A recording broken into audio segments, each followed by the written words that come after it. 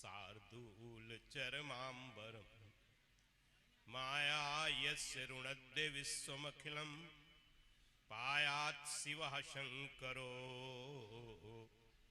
जम्मूवत जलबिंदुवत चलजवत जम्बालवत शांति बनाए रखें। रक्तांभोजदलाभिराम नयनम पीतांबरालंकृतम श्यामांगम दुभुजम प्रसन्नवदनम श्रीसीतया शोभितम कारुण्यामृत सागरम प्रियगणैः भ्रात्रादिभिर्भावितं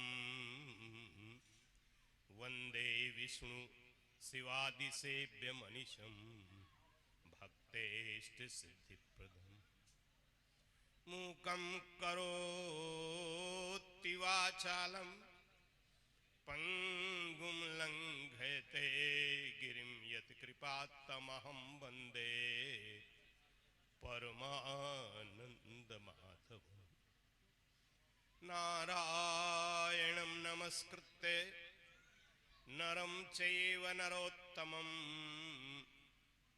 देवीं सरस्वतीं व्यासं ततो जयमुदीरयेत्।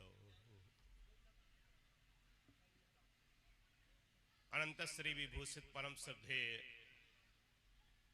भागवत के इस मानस व्यासपीठ को सुशोभित कर रहे परम श्रद्धेय पूज्य पथिक जी महाराज के अनन्य कृपा पात्र श्रद्धेय विद्वत वरिष्ठ श्री स्वामी अच्छानंद जी महाराज, जिनकी पावन कथा देश के अनेक भागों में बराबर निरंतर मां गंगा के अविचल प्रवाह की भांति प्रवाहित होती रहती है। सौभाग्य है आप सबका कि आपको इस भागवत सप्ताह के पावन अवसर पर पूज्य पथिक जी महाराज की पावन तपस्थली कालपी में ये पावन कथा श्रवण करने का अवसर प्राप्त हो रहा है। जीवन में ऐसे क्षण जब हम आपको महापुरुषों के पावन सानिध्य में बैठकर आत्म कल्याणार्थ जीवन को उत्कर्ष की ओर ले चलने वाली पावन विचार, पावन चिंतन, पावन कथामृत श्रवण करने का अवसर प्राप्त होता है। ऐसा जीवन वास्तव में बहुत ही धन्य होता है। आप सब निश्चित सौभाग्यशाली हैं। यहाँ पर मंचस्थ विराजमान पूज्य चरण संतजन, विद्वत बंद और सभी हमारे महाराज श्री के साथ संगत कर रहे कलाकार बंधुओं, श्रद्धा स्नेह हुई मातृशक्ति धर्म प्रेमी बंधुओं, जीवन के ऐसे पावन क्षणों को सार्थक करने के लिए आप सब यहाँ पर उपस्थित हुए हैं। निश्चित ही आप सबका जीवन धन्य है और ऐसे अवसरों को हम आपको बढ़ चढ़कर हिस्सा लेना चाहिए, उसमें भागीदारी सुनिश्चित करनी चाहिए और साथ ही जो नहीं आए उन्हें भी प्रेरित करके इन पावन अवसरों पर लाने का पुण्य भी जीवन में प्राप्त करना चाहिए। आइए हम आप सब अपने को उसी शाश्वत परमात्मा के नाम से सर्वप्रथम जोड़ने का यत्न करें और उच्च स्वर से भगवान के मंगलमय नाम का उच्चारण करेंगे। कृष्ण गोविंद गोविंद गोपाला, कृष्ण गोविंद गोविंद गोपाला, कृष्ण गोविंद गोविंद गोपाला, कृष्ण गोविंद गोविंद गोपाला, कृष्ण मुरली मनोहर नंद लाला, कृष्ण मुरली मनोहर नंद लाला, कृष्ण मुरली मनोहर नंद लाला, कृष्ण मुरली मनोहर नंद लाला, कृष्ण गोविंद गोविंद गोपाला, कृष्ण गोविंद गोविंद गोपाला,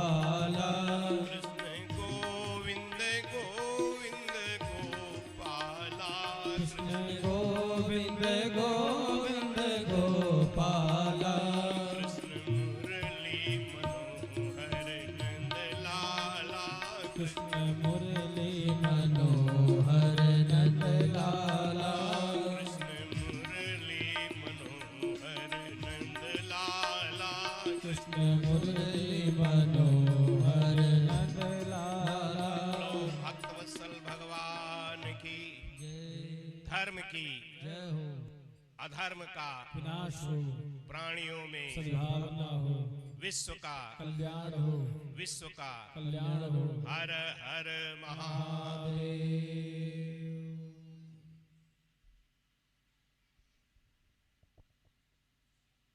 हमारे शास्त्रों में महापुरुषों ने मानव मात्र को उद्बोधित करते हुए जीवन के सत्य की ओर उन्मुख करने का सतत प्रयास किया है।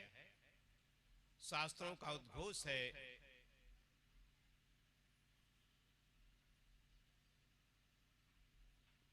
कि जीवन में यदि इस मानव जीवन को हम सार्थक करना चाहते हैं तो हमें उस सत्य स्वरूप परमात्मा जिसके हम आप सब अंश हैं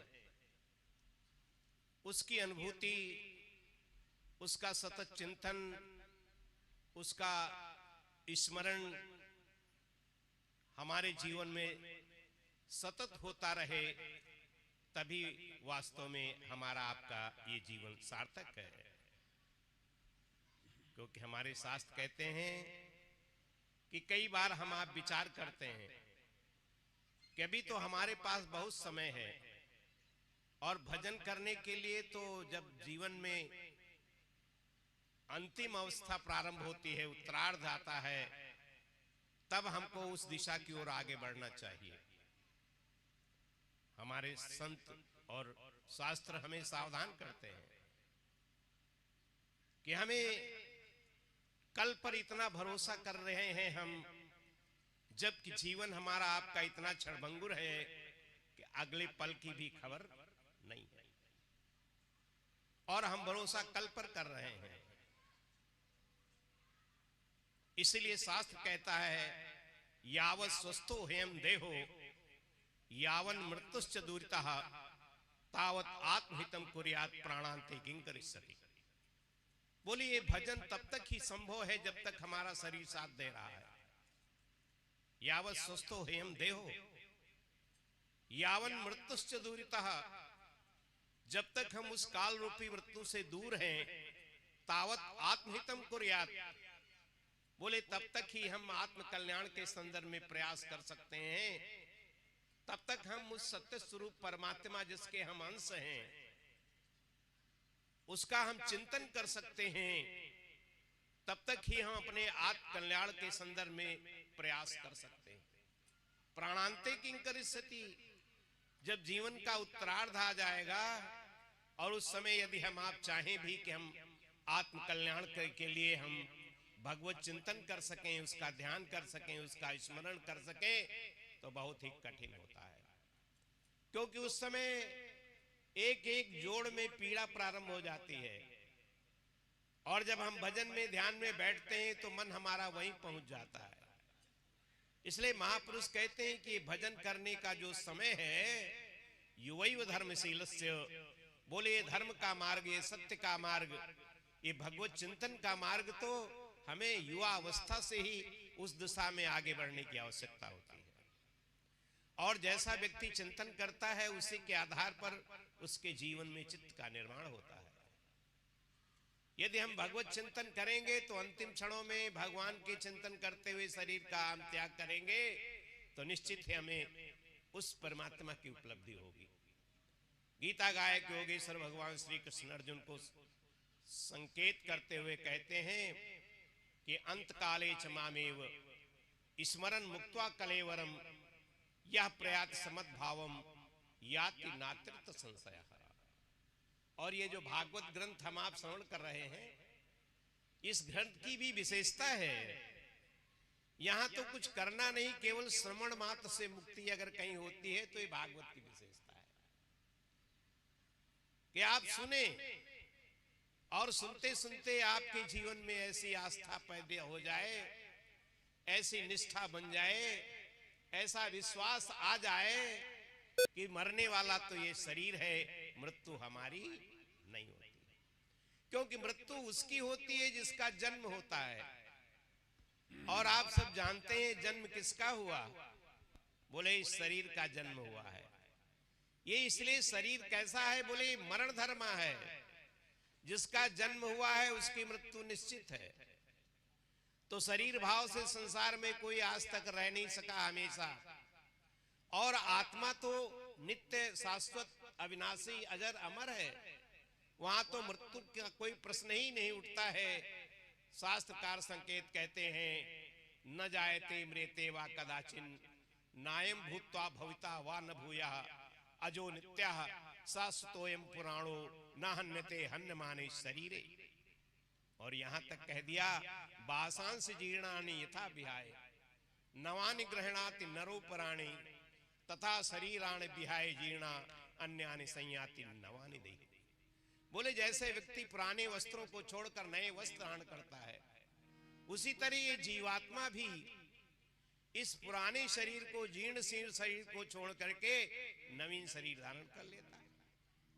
और जब आप नए वस्त्र पहनते हैं तो आपको पीड़ा होती है या प्रसन्नता होती है? आपको प्रसन्नता होती है। इसलिए मृत्यु से हम घबराते इसलिए हैं कि हमने जीवन के शाश्वत सत्य को स्वीकार नहीं किया है। और अगर सत्य को आप स्वीकार कर लेते तो फिर आपको मृत्यु से भय नहीं होता। तो इस भय को मिटाना ही सबसे बड़ी भक्ति है। अगर जीवन हमारा निर्भय नहीं हुआ है तो ना हम भक्ति के मार्ग में निष्ठा हमारी है और न ज्ञान के मार्ग में ही हमारी निष्ठा है। कि भक्ति में कौन है? बोले वही सब कुछ है। उसके प्रति आपका पूर्ण समर्पण जीवन में हो जाए, यही भक्ति की विशेषता है। यहाँ समर्पण है, यहाँ कुछ करना नहीं, केवल समर्पण करना है। लेकिन समर्पण का तात्पर्य क्या है?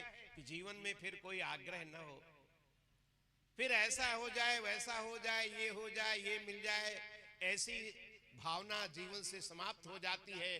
फिर तो ये भावना अंदर होती है कि जो हो जाए। फिर ये भावना आती जैसा हो रहा है आप उसी में संतुष्ट हैं। राजी हूं मैं उसी में जिसमें तेरी रजा है। यहाँ यूं भी वाह वाह है और यहाँ त्यों भी वाह वाह। हर हाल में आप प्रसन्न हैं, ये है भक्ति का मार्ग। वहां कोई चिंता नहीं, क्योंकि वो हमारा जो प्रभु है वो कैसा है? बोले वो सर्व समर्थ है। वो कैसा है? बोले वो सर्वज्ञ है। बोले वो कहाँ है? बोले वो सर्वत्र है। कोई ऐसा क्षण नहीं, कोई ऐसा कण नहीं जहां उसकी उपस्थिति न हो। हर समय आपके अंदर वो बैठा हुआ परमात्मा है। ईश्वरा सर्वभूतानाम हृदय से अर्जुन तिष्ठति ब्राह्मण सर्वभूतानि यंत्रारूढ़ानि माया। वो परमात्मा आपके हृदय में बैठा हुआ है और आपके नहीं, हर एक जीव मात्र के अंदर बैठा हुआ है। ऐसा जो परमात्मा कण कण में विराजमान है, उससे और हमारे बीच की दूरी क्यों है? क्योंकि हमको दृष्टि नहीं मिली। देखने की दृष्टि जब तक नहीं मिलेगी तो पास होते हुए भी आप पहचान नहीं सकेंगे। हमारे संत कहते हैं जिन्हें आंखें प्रभु ने दी वो पत्थर में प्रभु देखें, और जिसका दिल ही पत्थर है भला पत्थर में क्या देखें। अंदर वो परमात्मा कैसा है? भाव प्रधान है। अंदर आपके भाव है तो सर्वत्र वो दिखाई पड़ेगा। इसलिए शास्त्र कहता है देवो न विद्यते काष्ठे पाषाणे न मृण्मया देवो विद्यते भावो तस्मात् भावो ही कारण। वो परमात्मा स्थान विशेष में नहीं, वो तो आपके भाव में है।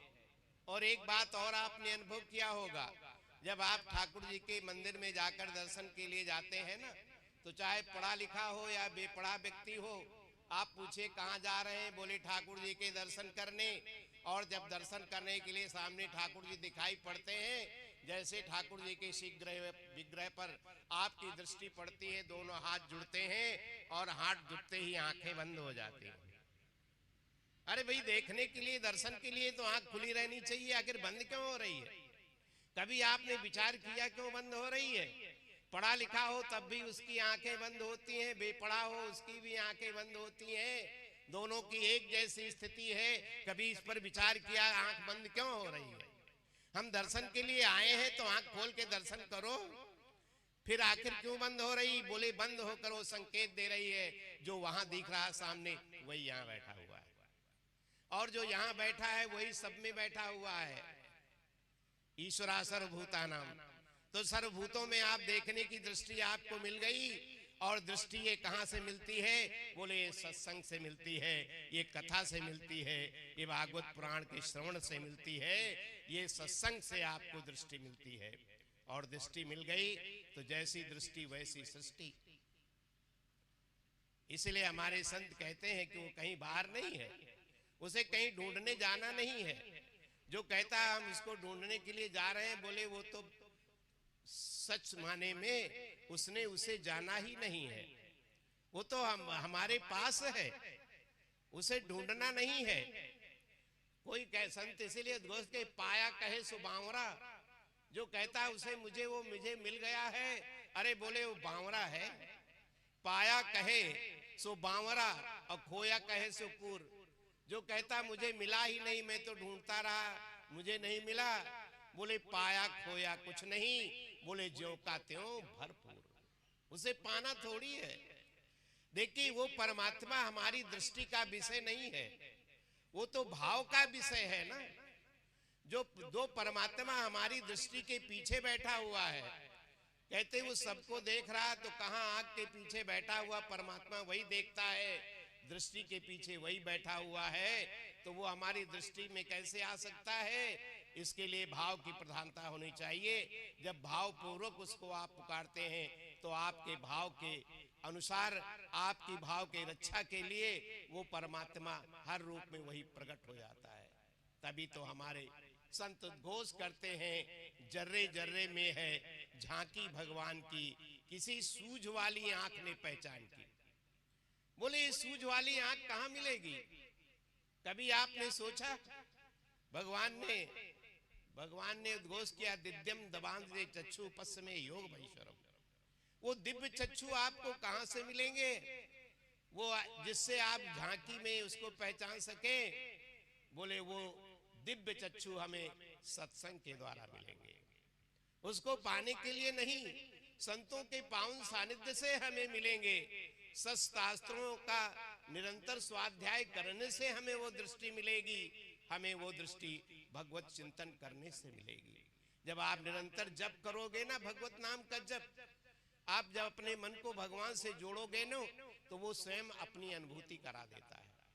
इसलिए सोई जाने जय देहु जनाई, कहते सोई जाने जय देहु जनाई, और जानत तुम्हें होए जाई। कहते जैसे तुम्हारी जानकारी हुई तो फिर उसको कहीं ढूंढना नहीं, वो तो तुम्हारे रूप में ही है। उसे देखने की दृष्टि का ऐसा ही है। संत एकनाथ जी चले जा रहे थे, गंगोत्री से पवित्र पावन जल गंगा जी का लेकर आए थे। भगवान रामेश्वर की आराधना के लिए जल चढ़ाने के लिए चले जा रहे थे। उनके साथ कुछ संत भी थे, कुछ भक्त लोग श्रद्धालु भी थे, चले जा रहे थे। 1 माह की पैदल यात्रा थी। और उस समय की बात है जब पैदल यात्राओं ही हुआ करती थी और कोई साधन नहीं थे। पता चला कि भगवान रामेश्वर के मंदिर की दूरी अब बस थोड़ी ही रह गई है। अब तो 1 माह से निरंतर चल रही यात्रा अपने पूर्णता की ओर पहुंचने वाली है। धूप बड़ी तेज हो रही थी और उस जलजलाती धूप के बीच में सभी लोग चले जा रहे थे। मार्ग में देखा एक पशु तड़प रहा है, प्यास के बिना उसकी जीभ बाहर निकली हुई। उसे देख करके संत एकनाथ को दया आ गई। उन्होंने कहा अरे ये तो प्यास से व्याकुल हो रहा है, हमारी वो जो हम घड़ा लेकर आए हैं जल, वो कहाँ है, लाइए। भक्तों ने कहा प्रभु कहाँ जल चढ़ाना है और जल आप कह रहे हैं यहाँ ले आइए। बोले नहीं, तुम सबको तो लगता है कि भगवान रामेश्वर वहां है, मेरे तो ठाकुर रामेश्वर भगवान यहीं आ गए। देखिए दृष्टि। और कहते हैं जब उनको जल उन्होंने गले उस गधे के मुख में जल डाला तो डालते डालते वह चैतन्य हो गया, उसमें प्राण आ गए। जिसके प्राण समाप्त होने की स्थिति में उसमें जीवन का संचार हो गया, उछल कर खड़ा हो गया, संत एकनाथ ने हाथ जोड़ करके प्रणाम किया कि मुझे तो जैसे ठाकुर जी का दर्शन हो गया। सारे भक्त मन में सोचते रहे कि अरे ये कैसे है, इतनी परिश्रम से जल लेकर आए थे, भगवान रामेश्वर का अभिषेक करना था और इन्होंने कहा इस पशु के मुख में जल डाल दिया। ऐसा सोच रहे थे। सोचते सोचते जब मंदिर में पहुंच गए, अंदर जाकर जलाभिषेक करने के लिए सब भक्त इकट्ठे हुए, उसी समय आकाशवाणी हुई कि मैंने दर्शन देने के लिए तो मैं पहले ही पहुंच गया था रास्ते में, लेकिन मुझे तो केवल संत एकनाथ ने पहचाना, तुम सबने तो मुझे पहचाना ही नहीं। इसलिए बंधुओं, दृष्टि हमको मिल जाए तो परमात्मा हमसे दूर नहीं है, वो हमारे पास में है। तू अकेला नहीं प्यारे, राम तेरे साथ में। ये निष्ठा हो जाए। कई बार आप भयभीत होते हैं कि मैं अकेला हूं, लेकिन आप भूल जाते हैं कि नहीं, तीनों लोगों का ठाकुर मेरे साथ है, जो सर्व समर्थ है, जो सर्वज्ञ है, जो सब में है, वो परमात्मा हमारे साथ है। फिर भय किस बात का है? संसार के जितने भी पद हैं ना, वह पद कभी इलेक्शन से मिलते हैं और सिलेक्शन से मिलते हैं। इलेक्शन से आप बड़ी अच्छी प्रचार प्रसार कर रहे हैं, लोगों से संबंध बना रखे हैं, तो आपका चयन हो गया, आप चयन होकर के आ गए और आपको पद मिल गया, आप मिनिस्टर बन गए, आप मंत्री बन गए। तो एक तरीका तो संसार का जो पद मिलते हैं चयन से, और एक तरीका भगवान को मिलता है एक इलेक्शन से, और दूसरा होता है सिलेक्शन से। एक पद मिलता है, आपने अच्छी योग्यता की, अच्छी शिक्षा ग्रहण किया, आईएएस और पीसीएस में आपका सिलेक्शन हो गया और आपने कहीं पर उच्च कट में डाल के आप सिलेक्ट हो गए। तो संसार के जो पद हैं, एक मिलता है इलेक्शन से और एक सिलेक्शन से, और वो परमात्मा का पद ना इलेक्शन से ना सिलेक्शन से, इसीलिए उसे अच्युत कहा गया। आज तक वो अपने पद से कभी च्युत नहीं हुआ है। ऐसा परमात्मा है जो अच्युत है। आप उससे अपने मन को जोड़ें, आप उसका निरंतर चिंतन करें और उसका भजन करें। आप देखें आपके जीवन में निर्भयता आ जाएगी, आपके जीवन में निश्चिंतता आ जाएगी, आपके जीवन में निर्द्वंदता आ जाएगी, और आप सब में रह करके भी आप द्वंद्वों से निर्द्वंद हो जाएंगे। जब आपका जीवन निर्द्वंद हो जाएगा तो संसार की जो परिस्थितियां हैं, संसार की जो प्रतिकूलताएं हैं, संसार में जो दुखों के बादल हैं, ये सारे बादल आते रहेंगे, लेकिन आते हुए भी आपको वो प्रभावित नहीं कर पाएंगे। बस यही भजन की निष्ठा है। भजन का तात्पर्य ये नहीं कि आप भजन कर लेंगे तो आपके पास संसार आ जाएगा। भजन का ये फल नहीं होता है। भजन का फल है कि संसार न होते हुए भी संसार वालों से भी अधिक आपके जीवन में मस्ती आ जाएगी। दुनिया नहीं है, लेकिन मस्ती है आपके जीवन में, प्रफुल्लता है, आनंद है, प्रसन्नता है, हर समय जीवन में मुस्कुराहट हो रही है। हमारे संत कहते हैं, मुस्कुराओ दुनिया साथ देगी, रो कोई भी साथ देने वाला नहीं है।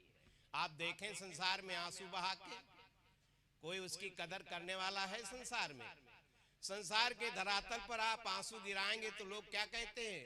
अरे ये माता जी तो जब भी मिलती हैं तो आंसू इनके ऊपर ही रखे हुए हैं, उपहास करेंगी। लेकिन आपकी मदद करने वाला, आपके दुख दर्द को सुनने वाला संसार के धरातल पर कोई नहीं है। लेकिन वो परमात्मा, वो ठाकुर की विशेषता क्या है? एक छोटी सी चिट द्रौपदी ने कन्हैया की उंगली में बांध दी थी। कथा आप सब जानते हैं ना। एक छोटी चिट बांधी थी कपड़े की, अपनी साड़ी फाड़ करके उसका एक किनारा बांध दिया था, और समय आने पर उस कन्हैया ने साड़ी बीच नारी है कि नारी बीच साड़ी है कि साड़ी की ही नारी है कि नारी की ही साड़ी है, वहां पर तो वस्त्रों का अंबार लग गया। वैसा है कन्हैया। उसके लिए तुम एक आंसू बहा के देखो कभी। आंसुओं की कदर वो जानता है, दुनिया नहीं जानती है। इसलिए अगर आंसू बहाना पड़े तो उस ठाकुर के सामने बहा के देखना। और बिना आंसू बहाए ना रहा जाए ना, तो दीवार के सामने मुंह करके आंसू बहा लेना, लेकिन दुनिया के सामने आंसू नहीं बहाना। अपना दुखड़ा दुनिया के सामने मत रो। कहना है तो ठाकुर जी के पास जाकर ठाकुर जी से कहो। और जिसने आज तक भी ठाकुर जी से सच्चे मन से प्रार्थना की है, ऐसी कोई प्रार्थना नहीं है जो ठाकुर ने स्वीकार नहीं किया। हमारी प्रार्थना स्वीकार क्यों नहीं होती है? क्योंकि प्रार्थना में हमारे बल नहीं है। कमी कहाँ है? हमारी है। क्योंकि हम तो प्रार्थना भी करते जाते हैं ना, थोड़ा ठाकुर जी के तरफ भी हाथ जोड़ते हैं और फिर दुनिया की तरफ भी देख लेते हैं। ठाकुर ये नहीं चाहता है। वो कहता है तुम दुनिया की ओर तुम्हारी दृष्टि गई, इसका मतलब हमारे पर आपका पूरा भरोसा नहीं रहा। यहां तो सिद्धांत है एक भरोसो एक बल, एक आस विश्वास, एक राम घनश्याम हित चातक तुलसीदास। भरोसा करना है तो फिर एक पर आपको करना पड़ेगा, और उस पर जिसने भरोसा पूरा कर लिया फिर उसकी दृष्टि संसार की ओर नहीं जाती है। और यहाँ स्थिति हमारी आपकी क्या है? यहाँ तो हारे को हरि नाम। जब पड़ोसी काम नहीं देता, घर वाले काम नहीं देते, पैसा काम नहीं देता, संबंध काम नहीं देते, तब हम ठाकुर जी की ओर देखते हैं कि ठाकुर जी अरे आप ही कुछ करिए। ऐसा नहीं, अगर ऐसा आप करेंगे तो ठाकुर भी देखता रहता है दूर से। जिस समय हस्तिनापुर में एक वस्त्रा द्रौपदी के वस्त्र खींचे जा रहे थे, भगवान बेचैन हो रहे थे। द्वारिकापुरी में बाहर से भीतर, भीतर से बाहर आ रहे थे। आंखें उनकी लाल हो रही थी, मस्तक पर पसीने की बूंदें। उस समय सत्यभामा ने, रुक्मिणी ने पूछा, प्रभु आपकी स्थिति देखकर मुझे ऐसा एहसास हो रहा है कि आपके किसी भक्त पर कोई विशेष संकट आया हुआ है। भगवान ने कहा, सत्यभामा तुम सच कह रही हो। आज हस्तिनापुर में मेरी भक्ता जो द्रौपदी है ना, आज उसको बीच सभा में दुशासन के द्वारा, दुर्योधन के द्वारा आज उसे निर्वस्त करने का दुस्साहस किया जा रहा है।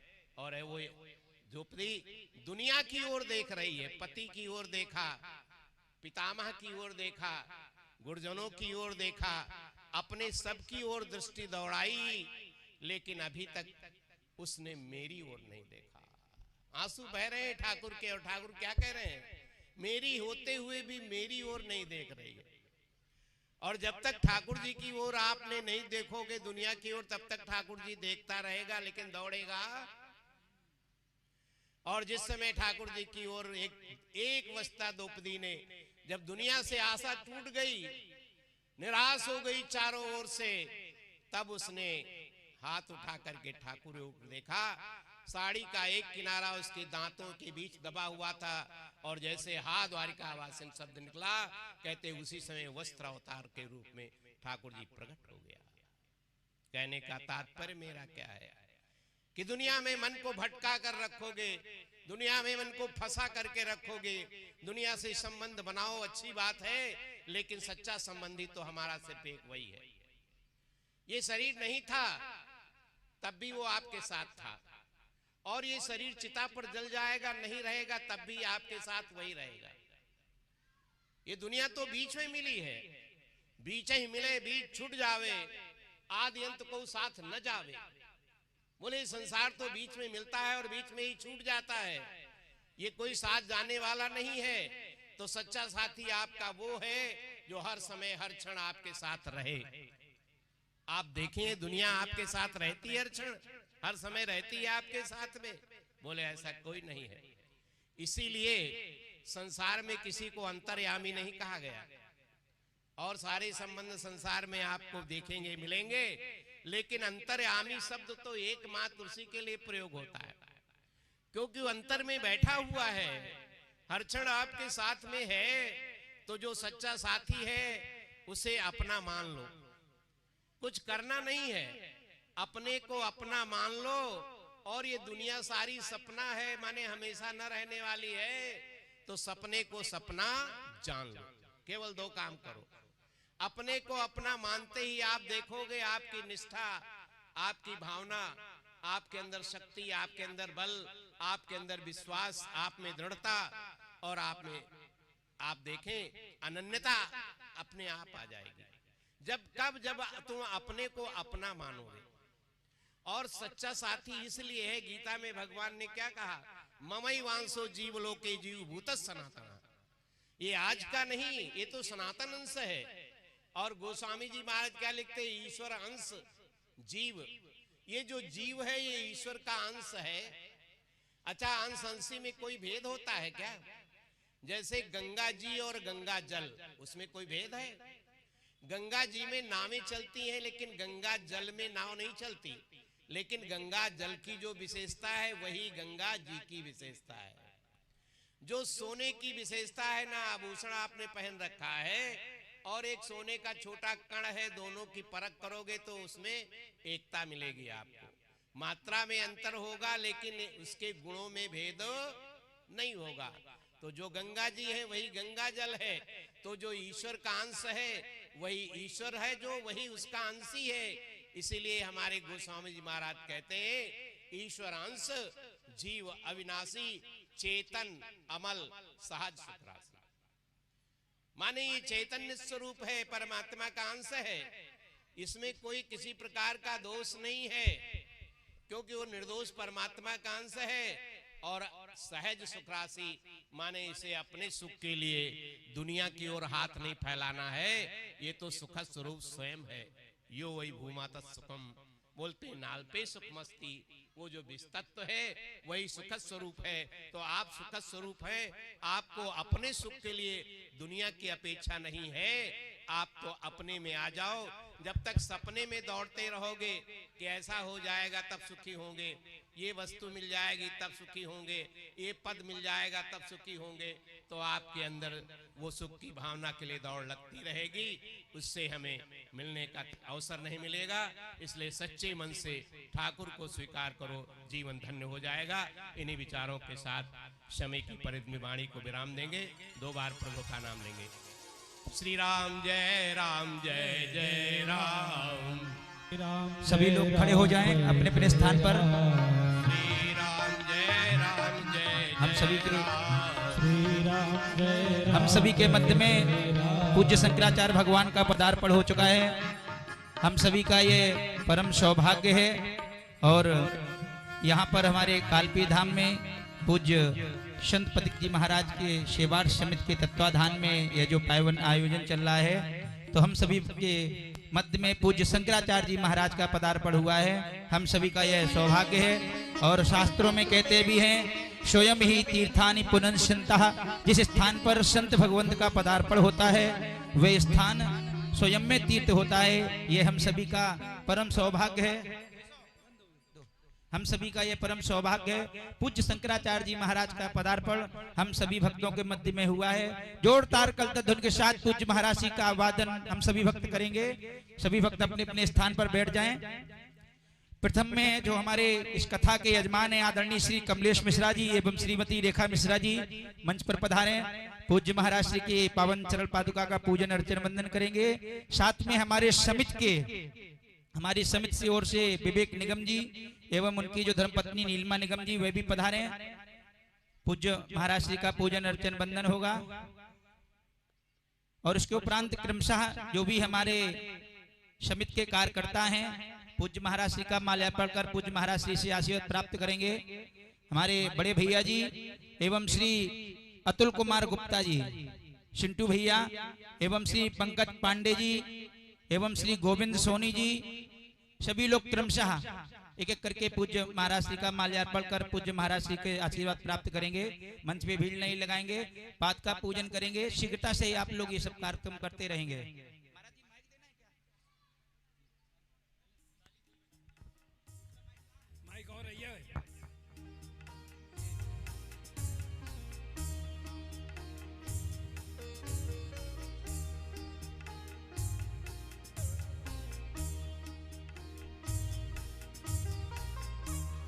ओम